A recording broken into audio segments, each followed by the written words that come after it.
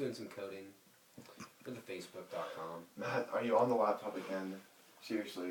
What? You gotta stop. It's time to do a movie review. What time is it? I don't... like 30. Okay, guys, in case you couldn't tell, today we're going to be reviewing The Social Network. I'm going to take this from you. You've been attached, man. You can go ahead and start.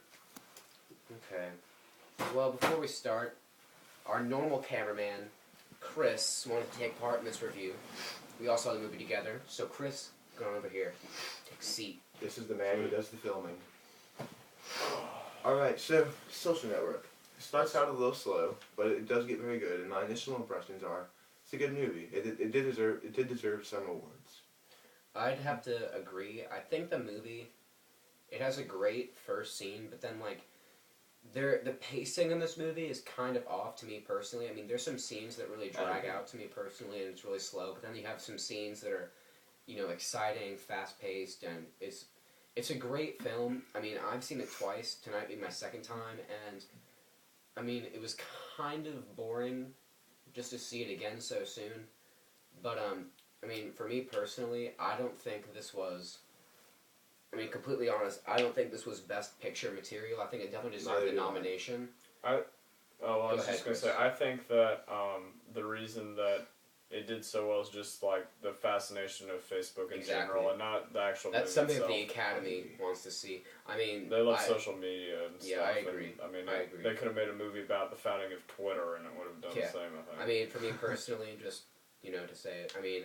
I've seen, I think, every movie nominated for Best Picture except Black Swan, and I felt that The King's Speech was better than The Social Network, and The Fighter was.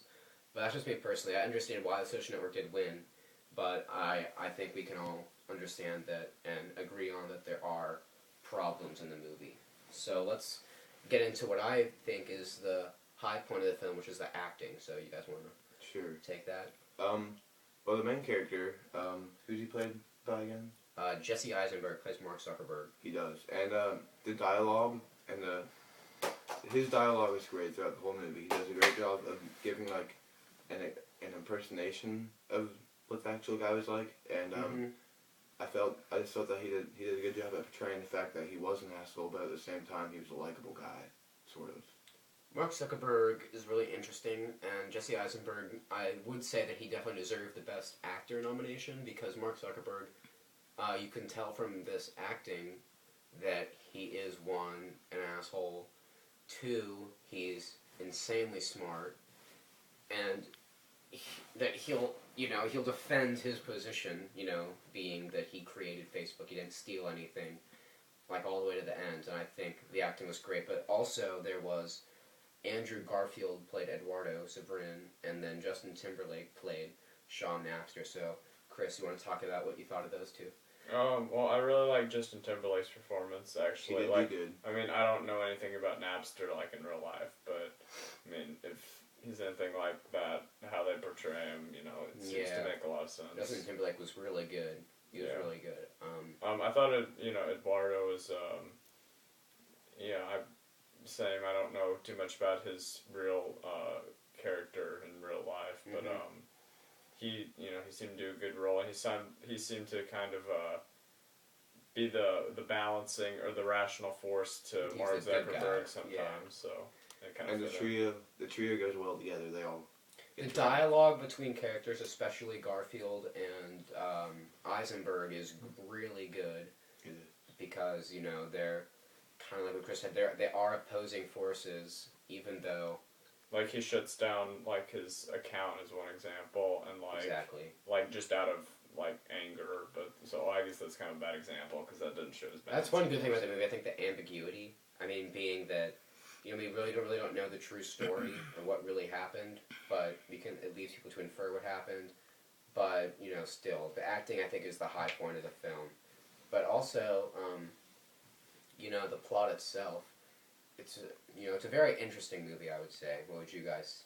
Yeah, I'd agree with I mean, like, I know that Mark Zuckerberg, when he commented about it, he said that he had wished that they had waited till he died before when they made a movie about him. And I can kind of see how, because they portray him as kind of like... Yeah. Mark Zuckerberg is not portrayed. He's not portrayed positive light. No, he's not. He's not. But But at the same time, I mean, I honestly can't even say that they made him a likable character because he's really not. Or to me personally, I don't think he's a likable character. he starts out somewhat likable. Like, he starts out the nerd who just lost his girlfriend, and you kind of feel sad for him. But then at the same time, he's an asshole. Yeah, the worst part of it's when he goes. Well, it's the spoiler, but when he goes and takes or what is it? He divides Eduardo's shares so low, or what would they call it?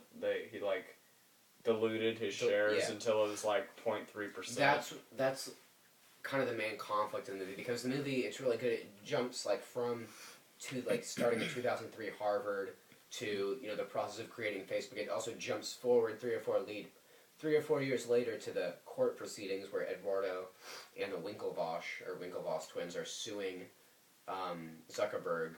The Winklevoss twins are suing him for stealing their idea, and Eduardo is suing him for basically like Eduardo is the co-founder, and basically Zuckerberg single-handedly throws him out of Facebook, and so And he doesn't get credit for the large contribution that he did. Yeah, exactly. That's how it feels. So you can understand the conflict, but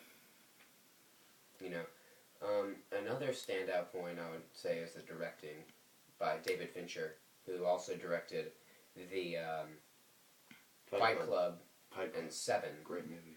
Both great movies, and also maybe even better than the acting is this screenplay by Aaron Sorkin, which is, the dialogue in this movie is great. It's really good. The characters interact really well together, and they play off each other very well.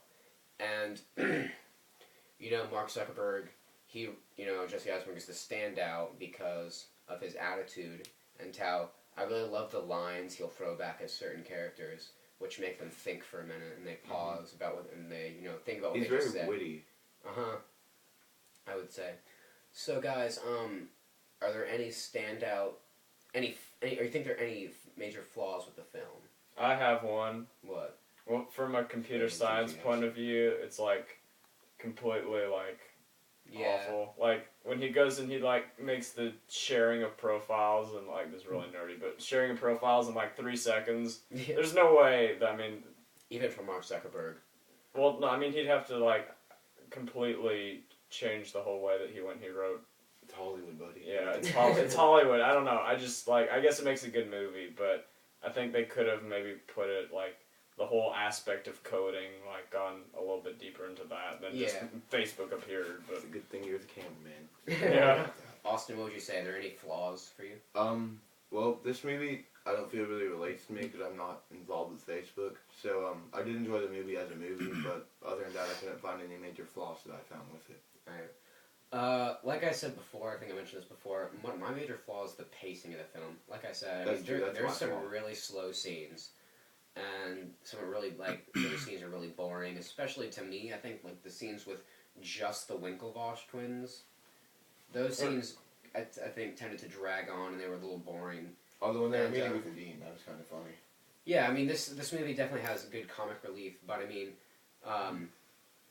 pacing's off. There's some really great scenes. There are some really great scenes, but the movie also kind of like we said, it starts out kind of slow, but it really picks up.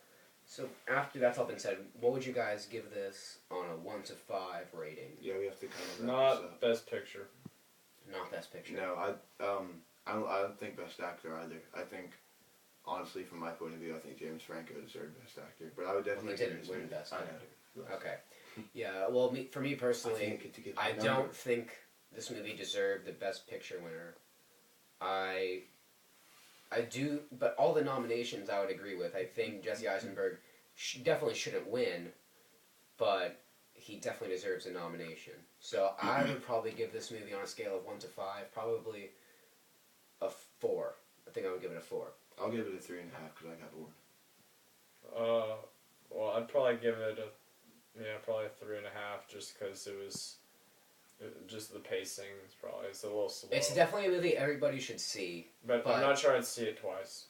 This was my second time to see it, and it was pretty boring. But